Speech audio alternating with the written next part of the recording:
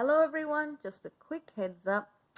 I have finished my video and article on the upcoming lunar eclipse in Sagittarius. It's a big one because it conjuncts the great attractor and it trines Therius the hunter stalker.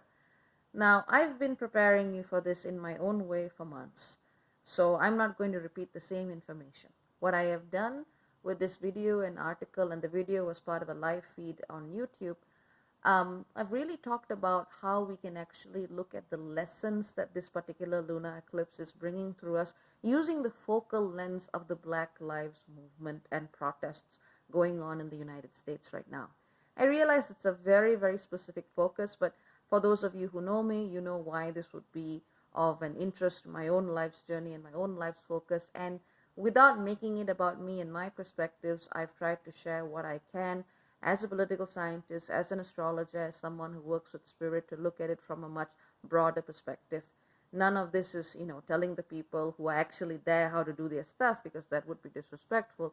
But this is really more about how we as allies can position ourselves in ways that are meaningful and in ways that allow us to empty the cup and in ways that allow us to decenter ourselves from a much larger global and cosmic narrative. Sometimes the only way to learn is to bow out and listen.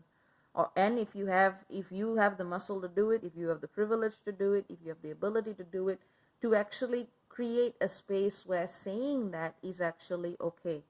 Too often we get caught up in our own personal responses and personal stories that we ignore the stories of those who have been systemically oppressed, marginalized, those whose voices are really not counted.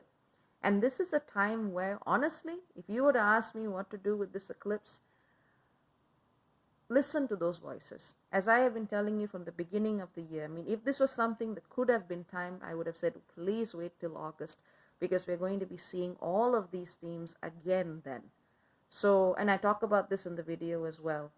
But, these kinds of things erupt when they erupt. I'm not saying it's a bad thing. I'm saying that we need to be very careful with the way the energy of this movement is harnessed and the momentum that it builds and generates, because that can have, if harnessed well, it can have a very, very powerful political impact in the months to come. All of this in the video and the article. Take care. Very many blessings. Stay safe and lots of love. Ciao, ciao for now. Bye-bye.